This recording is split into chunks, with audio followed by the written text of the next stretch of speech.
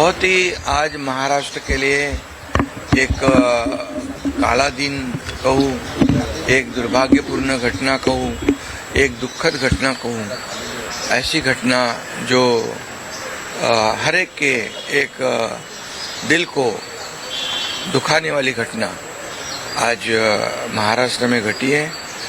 हमारे सहयोगी अजीत दादा पवार जी का प्लेन एक्सीडेंट में दुर्दैवी मृत्यु हुई है। ये हमारे लिए बहुत ही बेहद दुखद है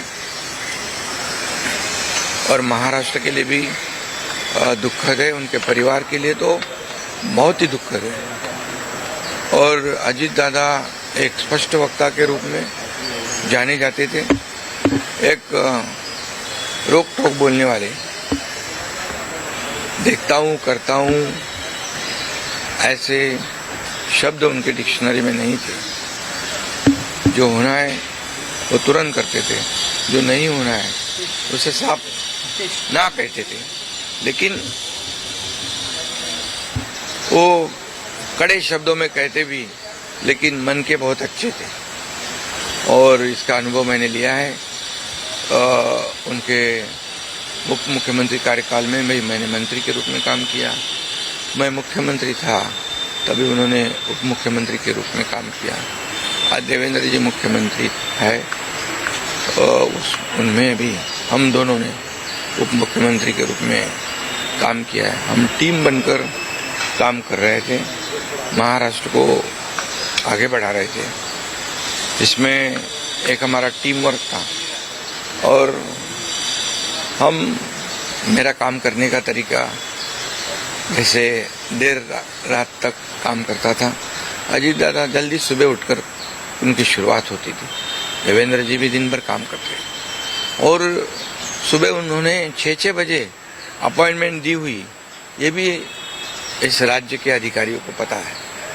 एक समय को बहुत ही महत्व देने वाले, एक कद्दावर, बहुत ही कर्मठ नेता जो है, समय सूचकता रखने वाले नेता जो है, ये नेता हमारे में से अभी नहीं रहे और ये आप एकनाथ शिंदे जी को सुन रहे थे। उन्होंने कहा देखता हूँ करता हूँ, ये डिक्शनरी में नहीं था अजीत दादा पवार के, और वो अहले सुबह उठकर काम करने। और यही बात हम आपको अभी बता रहे थे कि जितने भी पत्रकार हैं वो ये अच्छे से जानते हैं कि वो सुबह, बहुत सुबह जल्दी उठ जाते थे और इंटरव्यूज़ भी जल्दी ही सुबह दे दिया करते थे। हमारे साथ राजेश टोपे साहब जुड़ चुके हैं, जो कि पूर्व मंत्री रह चुके हैं, minister of public health and family welfare Maharashtra के, और शरद पवार के गुट से, यानी शरद पवार एनसीपी से ताल्लुक़ रखते हैं। आज एक ऐसी खबर राजेश जी हमको मिली है जिसने हमको सकते में डाल दिया है। आप लोग किस हालात से गुजर रहे होंगे और क्या विचार चल रहे होंगे, उसके बारे में तो हम कल्पना भी नहीं कर सकते हैं। बिल्कुल सही कह रहे हैं आप। एक ही है कि बहुत ही दुखद और दुर्भाग्यपूर्ण घटना है। मुझे सौभाग्य है कि हमने उनके साथ, दादा के साथ, पवार परिवार के साथ करीबन 2 पीढ़ियों से, मेरे पिताजी भी एमपी थे, एमएलए थे और कई साल उनकी आखिरी सांस तक वो भी पवार परिवार से जुड़े थे और हम भी उन्हीं के साथ जुड़े। बहुत ही अनुशासन प्रिय, बहुत ही सामाजिक न्यू के साथ, यानी सामाजिक संगठन के साथ उनकी बहुत अच्छी यानी पहचान थी उनकी। और सबसे इम्पोर्टेंट मैं ये कहूँगा कि वक्तशीर बहुत ही थे। उनसे हमने इतना सीखा है। कोविड के वक्त भी अगर जो भी जरूरतें पड़ती थी, वो फाइनेंस मिनिस्टर थे, उप मुख्यमंत्री थे, तो कोविड के वक्त भी इतनी संवेदनशीलता उन्होंने दिखाई। इसीलिए महाराष्ट्र सरीका एक हॉटस्पॉट रहने वाला स्टेट, सबसे ज्यादा नंबर्स रहने वाला स्टेट, उसमें हम अच्छा काम कर पाए, वो भी अजीत दादा के बदौलत, क्योंकि उनकी अनुशासनता, उनका जो एक संवेदनशीलता थी, और सबसे इम्पोर्टेंट ये था कि जो जरूरत है वो पूरी करने के लिए उन्होंने बहुत अच्छा सहकार्य किया था। तो मुझे लगता है कि एक बहुत ही अच्छा इंसान और नेता, संगठन प्रिय, संगठन कौशल्य रहने वाला ऐसा नेता हमने महाराष्ट्र ने खो दिया है। महाराष्ट्र की अपरिमित हानि हुई है, हमारे राष्ट्रवादी पार्टी की बहुत ही बड़ी हानि हुई है, और व्यक्तिगत तौर पर हमारे परिवार की भी बहुत बड़ी हानि हुई है, क्योंकि वही हमारे मेंटर थे, वही हमारे दिशा दर्शक थे। और मुझे लगता है कि ये वैक्यूम कभी भी भर नहीं निकलेगा। ऐसा एक बहुत ही बड़ी अपरिमित हानि महाराष्ट्र की और आम जनता की हुई है, क्योंकि वो आम जनता के नेता थे और आम जनता के मन की बात वो बहुत अच्छी तरह से समझ सकते थे। और इसीलिए मुझे लगता है कि बहुत ही बड़ा नुकसान हुआ है। यह नुकसान महाराष्ट्र कभी भर के नहीं निकल सकता। राजेश जी, लेकिन क्या इस बीच आपकी पवार परिवार के किसी भी सदस्य से बात हुई है? क्योंकि एक जो मैसेज हमने देखा वो सुप्रिया सूले का था, जिसमें उन्होंने लिखा है कि डेविस्टेटेड, मतलब सदमा ऐसा कि आप कुछ कह नहीं सकते, बात नहीं कर सकते हैं। लेकिन क्या हो रहा है, क्योंकि एनसीपी के 2 गुट है राजेश जी, और अभी पृथ्वीराज चव्हाण हमारे साथ जब बातचीत कर रहे थे तो वो ये कह रहे थे कि अब बिल्कुल ऐसा हो गया था कि दोनों को एक साथ आ जाना है, अब वक्त आ चला है। अजीत दादा भी इस बात पर, इस पेज पर आ गए थे, और शरद पवार, सुप्रिया जी भी। बिल्कुल सही है। हमारी बहुत लंबी बातचीत हुई थी दादा के साथ भी, और हम यही विचार के थे कि सभी लोगों ने साथ में आना जरूरी है, और यही महाराष्ट्र के हित के लिए बहुत जरूरी है। और इसीलिए ये बात हो भी रही थी, और आफ्टर पोस्ट जिला परिषद इलेक्शंस ये हम आगे इसको लेके जाने वाले भी थे। और मुझे लगता है इसके बारे में सभी लोगों की सहमति भी हो चुकी थी।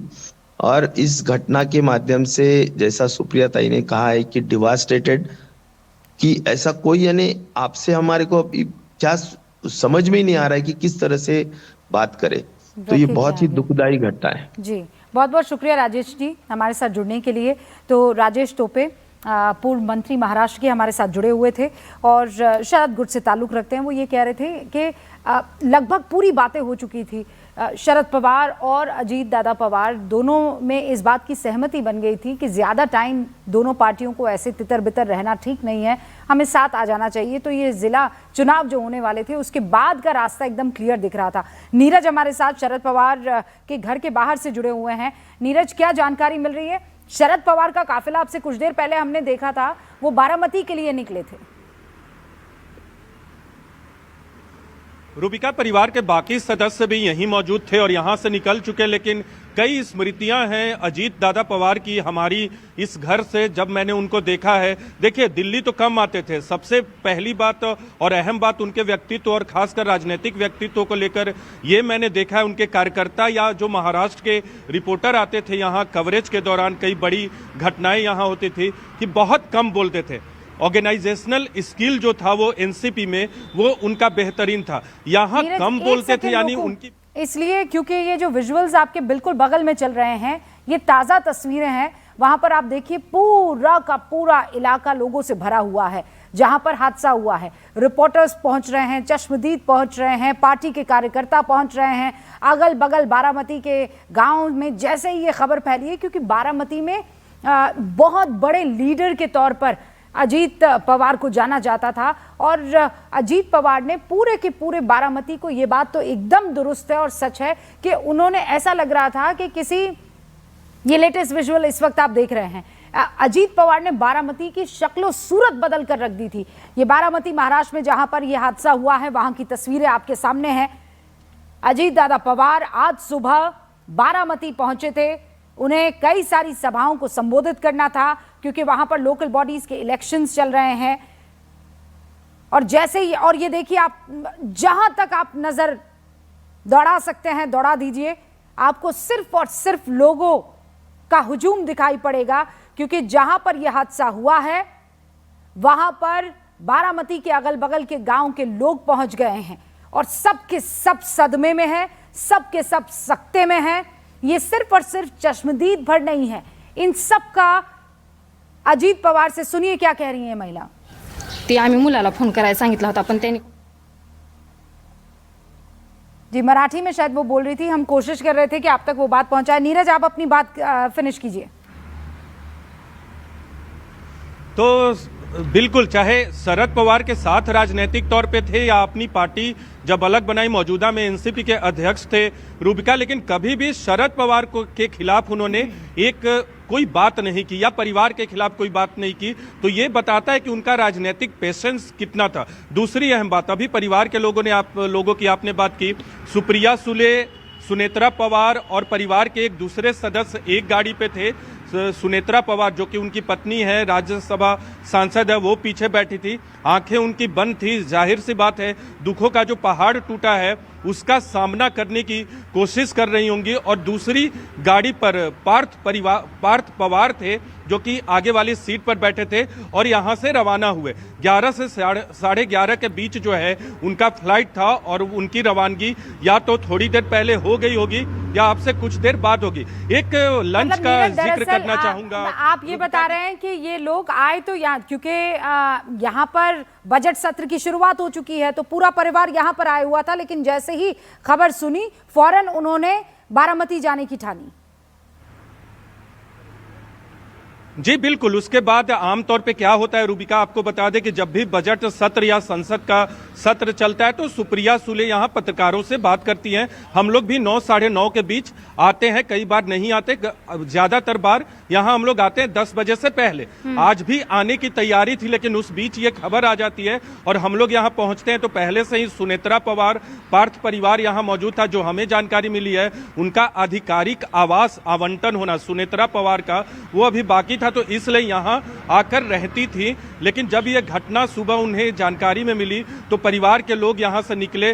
प्रियंका चतुर्वेदी, नीरज शेखर, निशिकांत दुबे मिलने आए। फौजिया खान जो कि एनसीपी एसपी की सांसद हैं, उनके यहाँ निकलने से पहले मिलने आए। तो मैं जिक्र कर रहा था एक प्रफुल्ल पटेल के यहाँ लंच का। देखिए, लोकसभा में कोई पार्टी का परफॉर्मेंस जब अलग हो गए, एनसीपी बन गई तो वैसा नहीं था, लेकिन विधानसभा में बहुत अच्छा परफॉर्मेंस था।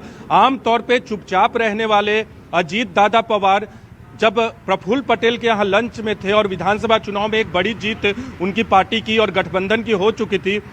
आपको बताता हूं रूबिका, सभी के लिए एक आश्चर्यजनक था वो जिस तरह से, जिस कॉन्फिडेंस से बात कर रहे थे, क्योंकि पहली सफलता थी उनके नेतृत्व में एनसीपी की, क्योंकि शरद पवार से वो अलग हो गए थे। तो संगठन के आदमी थे, बहुत कम बोलते थे, अनुशासन में रहते थे, परिवार का भी ध्यान रखते थे। और न सिर्फ वो बल्कि पूरा पवार परिवार जो है वो पारिवारिक जो अनुशासन होता है उसका ध्यान रखता है। और राजनीतिक तौर पे मतभेद भले ही हो, पारिवारिक तौर पे मनभेद कभी इन लोगों ने नहीं किया। और इसीलिए कार्यकर्ता हो या पार्टी के नेता हो, अजीत दादा पवार को आज इस तौर पे याद कर रहे हैं कि उन्होंने जो एनसीपी को जमीन से लेकर पार्टी को नई ऊंचाइयों पर पहुंचाया और एनसीपी के मौजूदा और अब नीरज अध्यक्ष के देखिए, तौर पे तस्वीर हम दर्शकों को बता रहे हैं, ये बारामती के हॉस्पिटल की तस्वीर है। आप देखिए, लोग इंतजार कर रहे हैं।